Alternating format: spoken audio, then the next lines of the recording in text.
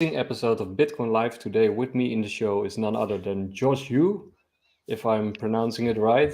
Welcome to the show. Yeah, pleasure to be here. My name's Josh Hughes.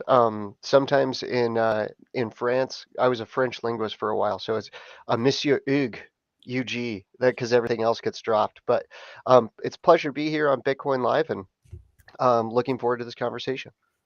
Yeah, so we'll always start with the obvious question. Can you introduce yourself to the audience? Tell us a little bit who you are and how you got involved with the NFT world.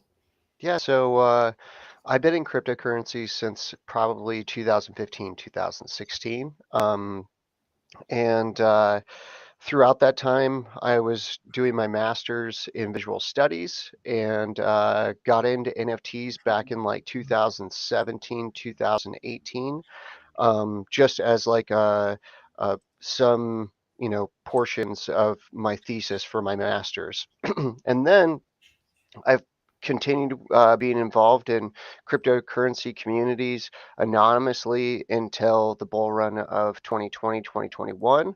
And I found a really cool group of folks that I really resonated with. We made a cool game on Polygon, and then we started a NFT marketplace on Avalanche called Campfire. My personal practice, I have a background in sculpture. I really like making 3D stuff, like anywhere from 3D printing all the way up to making three-dimensional sculptures by virtue of digital means. And then I also do illustration and have a very successful one-of-one collection on Avalanche called a Cuttlefish. Wow, that is a lot to take in. So we'll dive into your work. I got it open here. This is I think your 3D printing, right? Yeah, so during COVID, the early portions of COVID, there was like that mask shortage that was going on. And the National Institutes of Health and the FDA, or yeah, the National Institutes of Health mainly, had an initiative to allow designers to post open source designs on their website. And I went through and designed a number of open source masks. The one that you're hovering over right now, that one there, was the second one approved by the NIH for community use. It was actually a really big accomplishment of mine. I worked nonstop on kind of like improving the design of what I thought a mask could be. Like if you look at like if you go to a hospital and they're in protective stuff, or even if you're in a wood shop and you're wearing protective stuff, is that you have like the face shield that goes in front of the mask. And what ends up happening is that it builds up moisture. And I knew that from my sculptural background.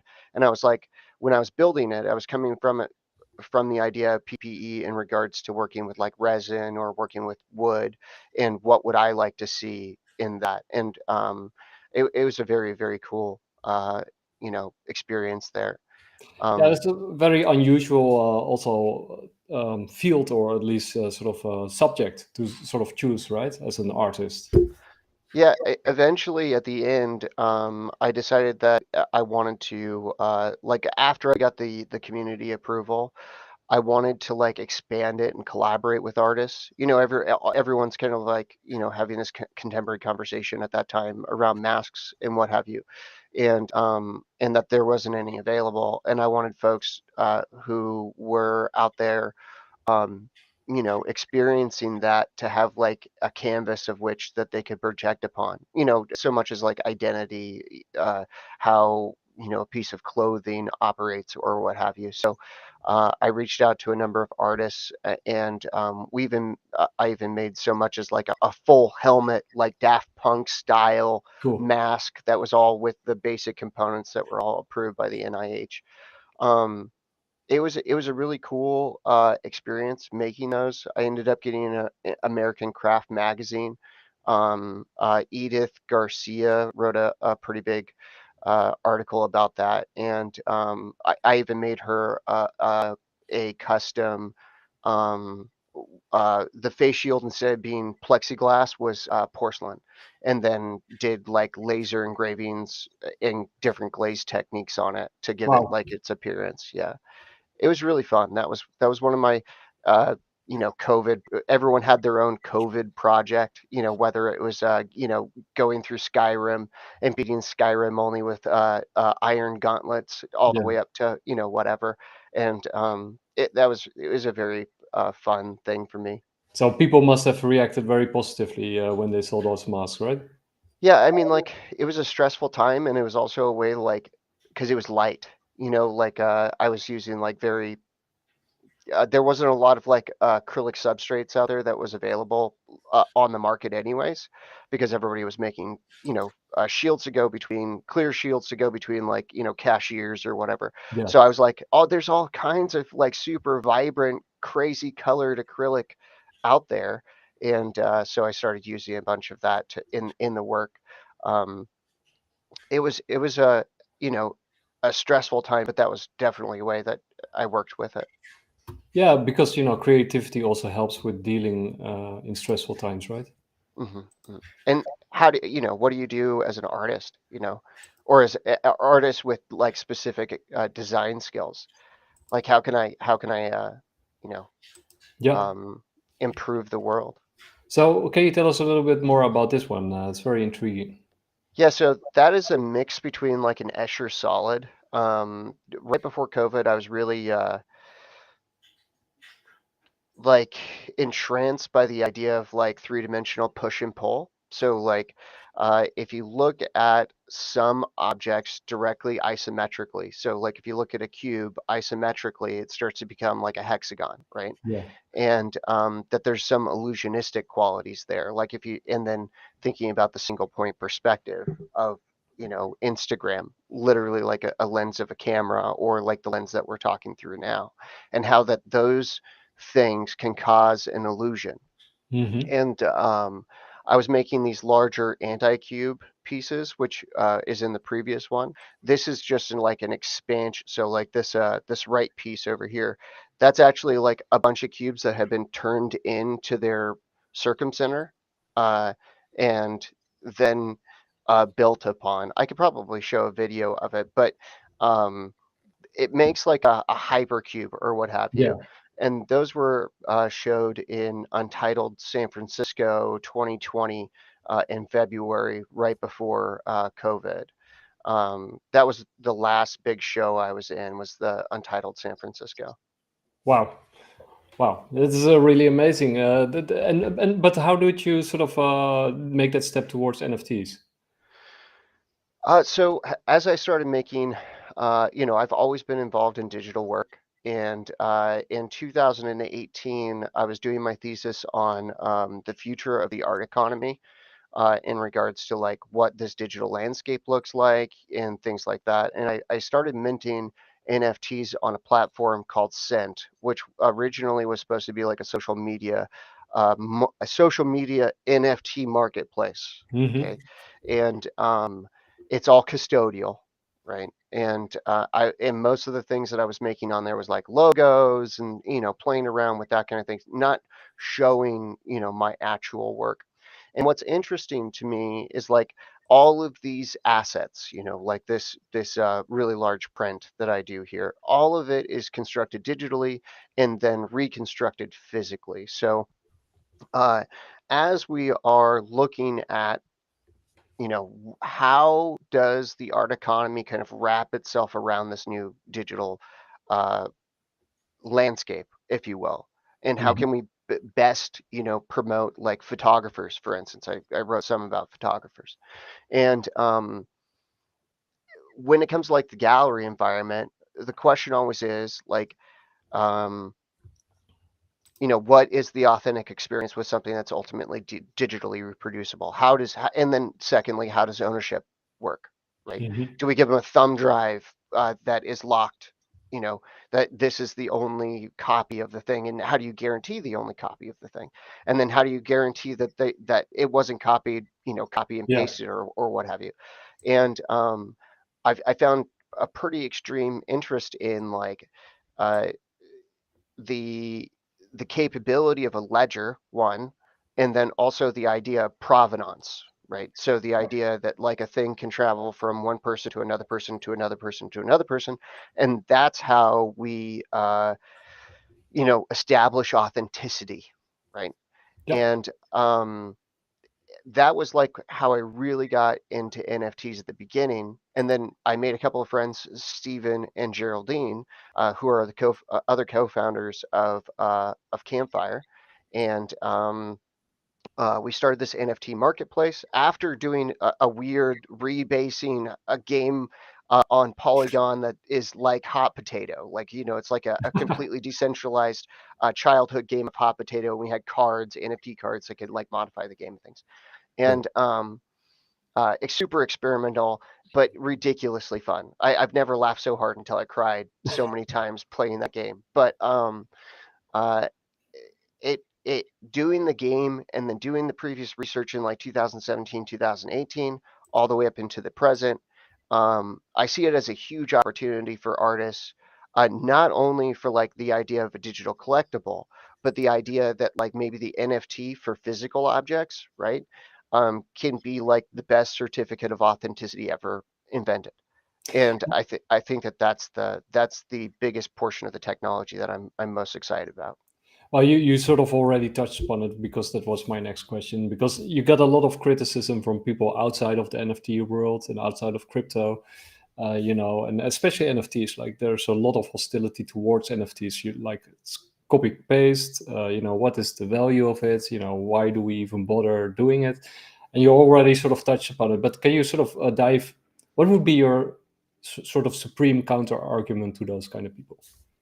So if you look at the contemporary gallery environment, right? So if we're talking about fine art specifically, like you go downtown Paris, downtown New York, downtown Portland, wherever, um, for digital work, they used to use centralized databases for the storing of like, let's say you're buying a digital photograph, right? You're going or a print of a digital photograph, like the copied remnants of the original object, right? Yeah. And they were using centralized databases so that they could like show the lineage of ownership and then give people like all of the photo documentation, all of those types of things, right? Web3 technology specifically kind of like subverts that thing so much as that a lot of those galleries have completely switched to Web3. They're just not, they don't know that they have, because the platforms of which that they're operating on are now operating on Ethereum and other, Web3 technologies. And what I think too is like eventually what it's going to be is like people are just going to be operating with the technology and it'll be like the internet. Like we don't think about like, oh, is this website hosted by GoDaddy, or is this website hosted by whatever, or is it ran with AWS, or does it have Cloudflare? We don't think about like the things that go on behind the scenes. We Mhm. think about like how the technology is like functioning in front of us as consumers. And when that becomes like completely seamless, we're going to see not just like the idea of mass adoption. I'm like the idea of like it's just so seamless that people don't even know that they're operating with it. Yeah, because the providers already switched themselves, like you. So how many sort of these art providers or facilities groups, however you want to call them, are already switching over to blockchain technology and Well, we can see like Christie's gallery, and then the Guggenheim is also looking at it, and a number of the larger art institutions are looking at it as a viable means. One of the biggest issues that came out of like 2020, 2021 is that New York Times article about the power consumption of Mhm. Ethereum in regards to NFTs, and that was before proof of stake, right? For Ethereum, and then also doesn't take into account a lot of other chains out there that have very very low power requirements, um, and there is a gap there between which might be fear, uncertainty, and doubt from larger players that was inserted into the community, such as so like if you look at Meta Incorporated, they went from, oh, we're going to have NFTs, and then they were like, we're not going to have NFT, we're going to have NFTs, and then we're not, we're going to call them digital collectibles, whatever. And now they're still on the fence about it. And they have been, and Meta Incorporated, specifically Facebook, has been looking at having crypto assets on their platform since 2017, and then Congress told them no for Project Libra or whatever. And you know, it's it's an interesting, it's an interesting navigating environment because there are larger players in the greater web space, right? So like Google, Amazon, Facebook, Twitter, right? Yeah. And we're seeing a lot of updates. I think that, you know, it's an interesting place to be. We always say, oh, we're early, we're early, we're early. I think that we're right at the perfect time. I totally agree, and I think you're making amazing work. And this is sort of also a very interesting, maybe follow-up question, because right now we're also going through, what is probably going to be a severe recession, and you see those layoffs, also at Amazon, and actually all the people that you sort of mentioned are sort of laying off teams. And some of these teams are also sort of connected to NFTs and to this whole sort of blockchain revolution that's going on. So some people are making the argument right now that it's over. That was it. It was a hype. It popped. What would you say towards those people? So if you look at what the federal government is doing right now in the United States, and as well as across Europe, so like Great Britain and I know Great Britain and the United States are looking at central bank digital currencies, right? Hmm. So that you could instantly send money from one bank to another, and then also like individual people can hold up to like $10,000 of a central bank digital currency at any given time. The future is looking much more like that there is going to be some kind of digital currency in the future, rather than that the whole system is going to disappear. And in the instance of federal governments backing, uh, central bank digital currencies, there's going to be increased visibility on digital currencies that have been around and shown themselves as if you want to look at like Bitcoin, then it's like a proof, or a storage of value, and then also, ability to transact value between folks in peer-to-peer cash, right, according to Satoshi. And then, if you look at the Twitter logo today, have you seen that yet? I haven't seen the new one yet. Okay, well, the Twitter logo today is Doge. Oh wow! It's Seriously? a Wow! Yeah, it's the Doge logo. I'm so glad to be on a space talking about this today, but Oh my god! I it's totally missed that. Wow! yeah. And then you know that like uh, CZ is a big backer of Elon for buying Twitter, or actually getting a majority share in Twitter. So and we've seen, Twitter kind of like update so that like people can have profile pictures that are NFTs and things like that.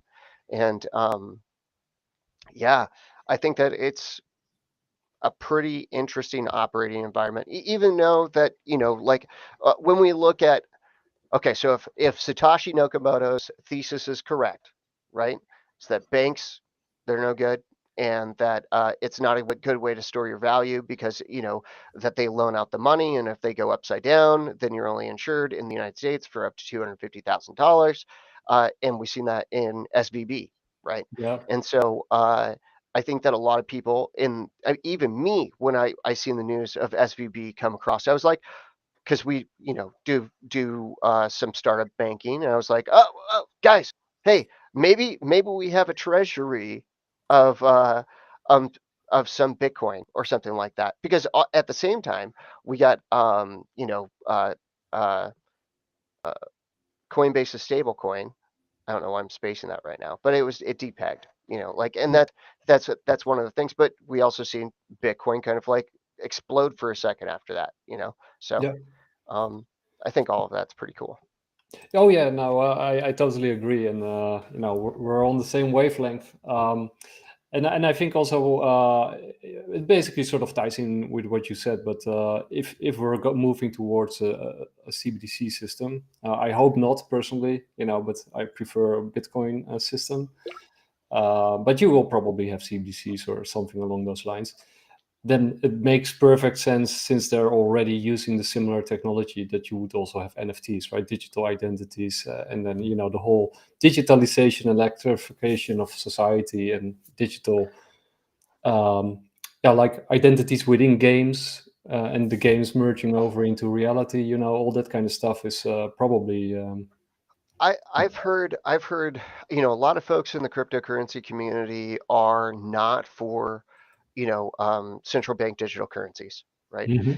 And one thing that I think is interesting is the velocity of money. It's a economic theory about how fast money can move from one person to another and then move throughout the entire economy. So if you buy like a candy bar from a gas station pays its employee, then the employee goes out and buys something else, and then that's how we measure how big an economy is and how fast that the money can move through it, right?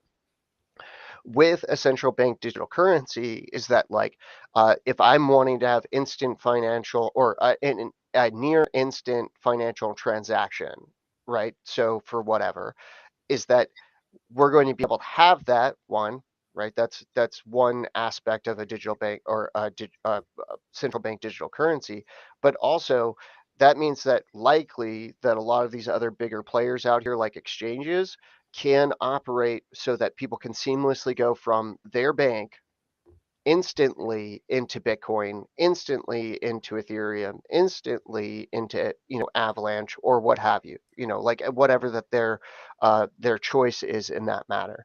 And then if we look at the comparison of the technologies, right? The federal government in the United States does not make great products. Like that we always say lowest bidder, Yeah, things like that, right? And a lot of these other blockchains out there have had a serious amount of time, right, yeah, to kind of like know what the technology has the capability of doing, how to apply that technology, and then they have thousands of people who are looking in the free market to expand that technology, right? yeah, And even if you just introduce a token like or a coin, right? Like in 2017, 2018, is that like, oh, here's an ICO. We don't know what it does yet. We just made a new coin, right? It either is going to do okay if you have a good team, or it's gonna not have that many use cases.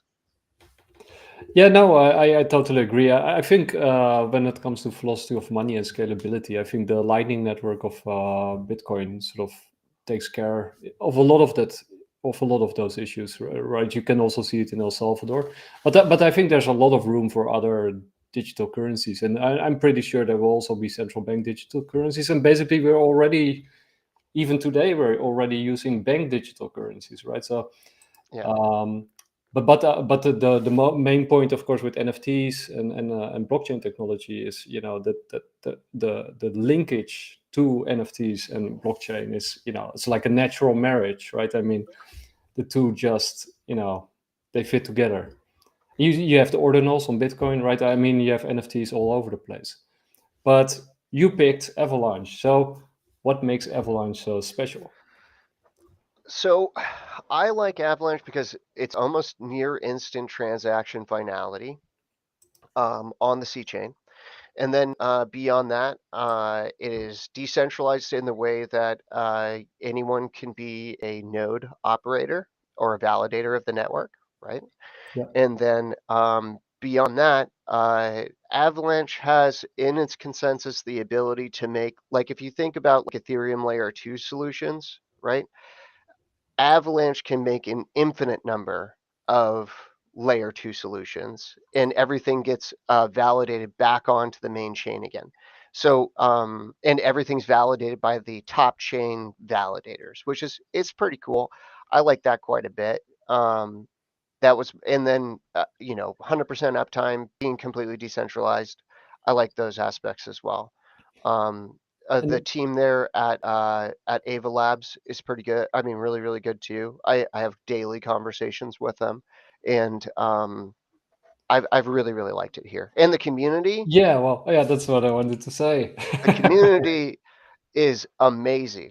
Like, it's very tight knit, and then a lot of the community, especially in the NFT community, operate like on the front end. They operate on Twitter. They get on Twitter Spaces. They talk a lot, and then after that, that there's like sub communities that are all in the Discords, depending, and then that they have like collab land and token gated discords and all those kinds of things. So it's a very very cool community, and I've been in quite a few. Yeah, I interviewed now, like, I think you're the fourth Avalanche artist that I had on, and there's a consensus that it's a really great community, right? And I do really like projects that have a solid community, because I think, to sort of gauge the health of a project is basically, the vitality and the engagement of the community, right? Yeah, I think so. Because you can always, I mean, like, I think people are always like, oh, what's the utility, especially on Avalanche, because there's a lot of like successful GameFi projects out there. And I think that on Avalanche, and then just in crypto in general, a lot of the utility is community. Like it could be anything from like uh, a whole bunch of people coming from a wide range of skill sets. Like I could go into a Discord or go into a Twitter chat and be like, I don't know how to wire some kind of thing that I'm working on, or whatever. I'm Yeah, trying to replace a light bulb, for instance. And then people will be like, well, you got to turn it to the left. I'm a subject matter expert in that, and that's super, super cool, because everyone comes from such a wide range of backgrounds. And then you know general entertainment and fun and all those kinds of things are had in a lot of those spaces. I know a lot of communities are like that in Ethereum as well, and then also ARB and Polygon. But I just, it's where I grew up now on Avalanche for producing work, and I've really enjoyed not just being like an NFT market co-founder, but also making my own NFTs. We've been showing a lot of my digital 3D prints from a while ago, but we can show yeah. um, Brave Tab. This is my first time doing some live stuff, but here we go. All There we right, go. I think I'm sharing. Am I sharing this? Yes, So this is on Campfire, and this is my cuttlefish collection. cool. Um, it's 1,000 one of ones, and so something about my background we haven't really covered yet, but I was in the Army, the United States Army, from like 2005 to 2013. So, And during that time, I was a human intelligence collector, interrogator, French linguist, and an military intelligence person.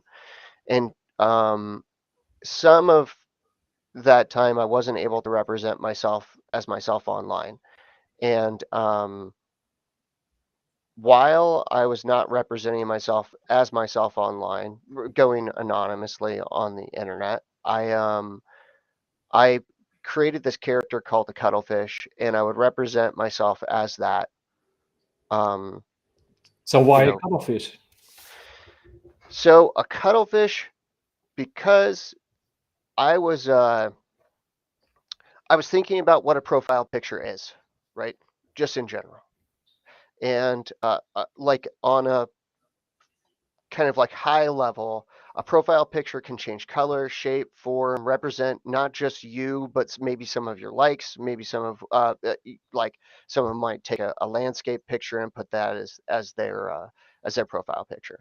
And I was like, well, what character can best represent that, right? In the like the animal kingdom. Camouflage. And then yeah, camouflage, change texture, form, everything about itself, and we look at orthopods. So if we go to like octopus and cuttlefish and squid, is that they have like this amazing ability to like morph and change into different things. And I was like, well, that seems like an analogous to like the idea of a profile picture, especially like we look at like their skin, and the cells in their skin can change color, and it's a lot like a pixel in some ways, like.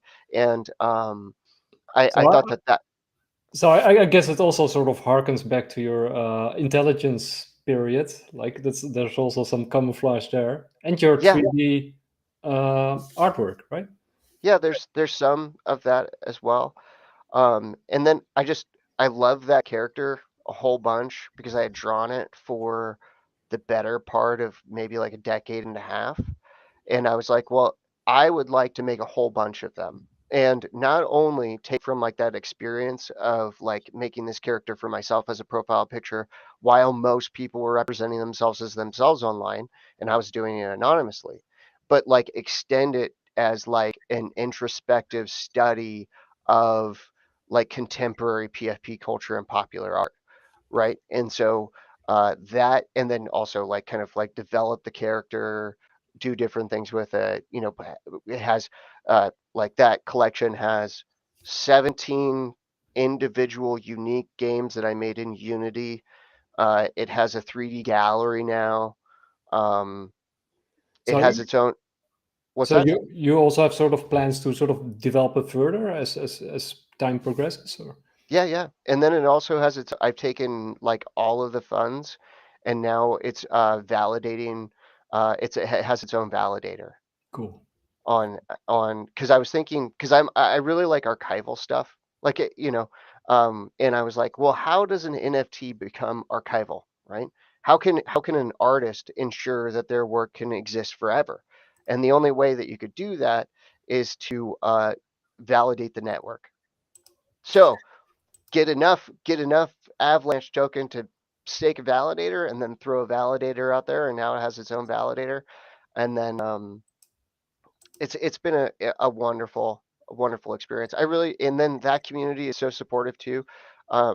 It's I talk with some of my artist friends who aren't in NFTs, and I'm like, hey guys, you guys should really check this out because it's different than selling a painting or an artwork at an art fair or whatever, right? Is that like you might have them be like a collector that will come on their Instagram once in a while and make a comment, say, "Hey, great work," blah blah blah. In an NFT community, it's like they're following your journey with you. Like Yeah, especially as like a one-of-one artist. It's like I have this piece by Josh Hughes. I think it's really cool, whatever. And then they're following you along your journey and kind of like pushing you. Like they become um I don't know. It's so wonderful. I've just really, really loved it. yeah, it's very personal, and you get like direct feedback, right? I mean, Yeah. I can imagine that in the traditional art world, there's like a distance between you and the collector, probably a very big distance. Yeah, and not only that, but like the secondary art market. I mean, it's not huge. I mean, like, people sell paintings. A lot of stuff that gets purchased ends up in Goodwill or a thrift shop or something, right? And but it's interesting because when it goes to the secondary collector, right, they might just be completely, enamored with your work as well, and they might just be as big as a fan as every other person that you've came across, or maybe even a bigger one. And that is something that's really cool. Is like, whereas in the contemporary gallery environment, if it goes from the Joneses who bought the painting at the gallery, and then the Joneses decide to sell it to their friends who really admired the painting in their house. A lot of times, you're never going to have contact with that secondary person, True, right? true, true. And So, another thing that you already touched upon is, it's a very amalgamous. I mean, the people are from all over the world, right? I mean, the distance doesn't matter. So it is very nice in the NFT community that you can actually interact with people from totally different backgrounds with totally different aesthetic sensibilities and yeah, get that. and as an artist, that is crazy, right? Yeah, It's like we have a complete global community that comes on Campfire for Flash Auction Friday. I host it to elevate other artists in the space and give them a platform that they can talk about their artwork on. And it is absolutely, because you have like this cross pollination in visual culture. It happens all the time. Like that's the reason why like art movements happen. So if we look like from the Renaissance to like modernism, postmodernism, etc., it's like it's all about communication. and then expansion of that communication throughout the visual culture and the development of visual culture. In NFTs, in a way, we had like this first platform that's like social media, right? You follower count, blah blah blah, and then people get to interact with each other in that way. The other new thing is that we're having people come in and they're like, I dropped this, now I want to make an iteration of kind of maybe a similar style, and then it's like this, it's moving much faster. I see like uh artists level, I think of it like leveling up in a video game, Yeah, and they're just like straight, true. like it's just absolutely incredible. And the digital tools to make artwork are so much better now than they were uh, last year, or even 20 years ago, or 30 years ago. All of that stuff is just, it's just Well, super cool. but it also has like a drawback, of course, because I also know a lot of artists that are sort of having a trouble keeping up because it's so fast and it's developing so quick. And also, the competition is, of course, it used to be a small group, and now it's gigantic. So, how do you? What would you say to those issues? So I think that you don't have to have the best uh, equipment, you don't have to have the best whatever. It's about the concept that you bring forth. You know, that's the first thing. Like we might have like the fastest jet in the world, right? And maybe like you're going to the supermarket. You're not going to take the fastest jet in the world to get to the supermarket. You Yeah. might just have, your Lamborghinis, your shoes on, and go walk on a nice day or something, right?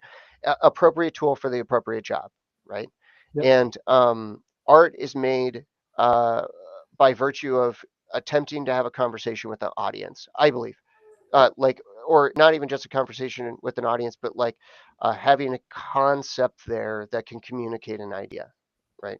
Like, it could be as simple as like 5 words in orange neon, right? Or it could be all the way up to like the top of the Sistine Chapel by Da Vinci, right?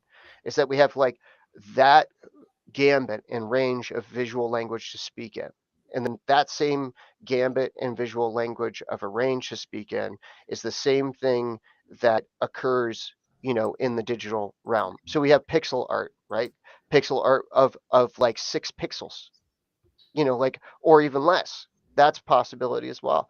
And I really encourage artists to just find like the medium that they want to operate in with the tools that they feel comfortable making with or have access to, and express oneself, because that's what it's really all about. It's not really about the transactional thing. It's also quite a bit about like the expansion of the human experience, the expansion of you know the ability for creators to make a conversation about whatever their concepts are. Yeah, and I think you can do it in your own tempo, right? I mean, many people make the mistake that they think that they have to go with the flow or go with that high end tempo, but you can also take it on your own leisure. I think the most important thing is, most artists seem to agree with that, is that you focus on what you actually like to do and develop that, and then create a basis around it with Yeah, people, like-minded people. I think also as a viewer, I can feel like when like when I see a piece that someone has liked and enjoyed making. Um, it doesn't mean that you have to enjoy every art that you make, every piece of artwork that you make. Um, some of it can be quite hell because you have like a wonderful idea in your head, and that you're trying against, especially like physical or digital restraints, to accomplish it. But um, I think that it's an interesting, art is both a struggle and it's an accomplishment. Whatever comes out the other end. This is still the old logo of Twitter. But yeah, I totally agree, and I think you make excellent points. And one of the other things that people also say is that they sometimes can't make a sell, right? So people are in it sometimes for selling their artwork. Um, What would you say to those people that are sort of struggling to find their collector, or how do you approach a collector, or how do you create collectors of your I art? think you have to get where the people are, right? So if you're trying to get your work out there, it is about getting to a place where that those folks who might be interested in or interested are at. And then um, you know, pricing your work accordingly. I think that that's also a big thing. Artists have a difficulty sometimes pricing their artwork. Yeah, Auctions work very well because then it's market determinate, right?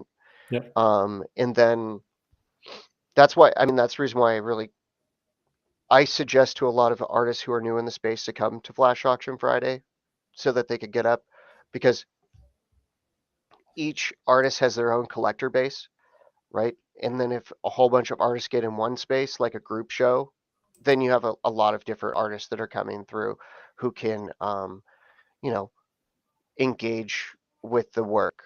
Uh, engage with the work by virtue of selling the work or purchasing the work sometimes, or engage with the work of commenting, liking, sharing. Maybe it's not my jam, but I know somebody who might like something like this, or I might buy it for a friend or something like that.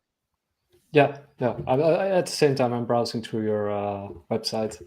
Yeah, So that's my master's thesis there. That's having to do with like the art economy.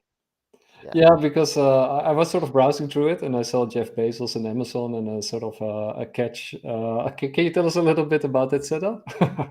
Yeah, so that one is about like okay, there's a door in the gallery there. Yeah. Under the door is a string that goes to the Amazon box, and then there's some bread in the box. Bread synonymous with like the idea of money, right? Ah, yeah. Okay. And so it's like here, and it's real bread. But it's fake bread in the way that money that it's supposed to represent a stack of money, right? Yeah. And one of the things that contemporary artists struggle with, right, is that a lot of art objects that would normally be purchased from a local gallery, from a local artist, or what have you, are purchased from places like Amazon, right? And I don't have any problem with that or whatever. But it's like a photo print of some 1 million rand edition, okay, and it kind of stifles the cultural environment. And it's like Mhm. this trap. It's like this trap too, because it's that bread, which is the idea of money or whatever, will rot and disappear. I mean, like it sat in there, got super nasty, and got all rolled up by the end of the month-long show. But all of those things with these larger, you could become an independent seller of your artwork on Amazon, right? But Yeah. then also, it in a way they're taking a huge amount of the profit from you. Sure. Like I think it's like 30%. Same with like the traditional gallery environment of commission of 50% or what have you. Um, and in some of those uh, aspects, that's what I was looking at, kind of displaying in that. All of those pieces are 3D printed as well, like the Jeff Bezos, the frame, the baseball bat, the box is 3D printed, the stick is 3D printed. The only thing that's not is the string and the bread. Wow. Yeah, I like it. It really captures the attention. And final question that I had on my list is AI is very hot, right? And also within the NFT art scene, some people are pro, some people are against, some people are afraid it will take away the bread, to keep the metaphor. In which camp do you position yourself, and why? So what I think about, so long as that the image database, right, whatever the AI is trained on, if that's all open source information or information that is, CC0 or even CC1 with attribution, then it is an excellent tool to formulate images or video or sound or what have you. I think of it much more. Do you know the term bricolage? It's a French Yeah, term. yeah, So I think of it a lot like a bricolage, but on like a pixel level, right? With prompts, what have you. And we don't look at collage work from like Robert Rauschenberg, right? Or some of the other larger, very big, what is her name? Doesn't matter right now, but like Robert Rauschenberg. We don't look at Robert Rauschenberg and go, um, this fundamentally is an art, because we've kind of got above that and go, okay, well then it's about concept again. It's about what is the artist trying to convey in the things that they've curated for the people to see. I think that those are applicable things. I think that the Copyright Office saying that artificial intelligence created images in the United States cannot be copyrighted. I don't think that that is a healthy thing for the ecosystem. I don't for the expression ecosystem, not for like the cryptocurrency ecosystem. I think that uh, it's a fast developing technology that will forever change, regardless of what we do, what visual culture will look like. And I think of it like Web3. I think of it like as like the best invention since like the printing Sliced bread. press. Yeah, the printing press. And then I think of artificial intelligence created whatever images, video is like the same level of invention as like the photograph, Okay. like at that Yep. same level at the very beginning. And then what's also incredibly interesting, and this is going to be written about, and you could definitely make like a summation comparing the two technologies, but like the first video of a train, when they showed it in a Yeah. cafe in France, People dove people away. dove away from it, right? And you look at like that picture of the Pope with the puffy jacket on, is that there's a thing that happens there where that the image becomes powerful enough that we believe it, right?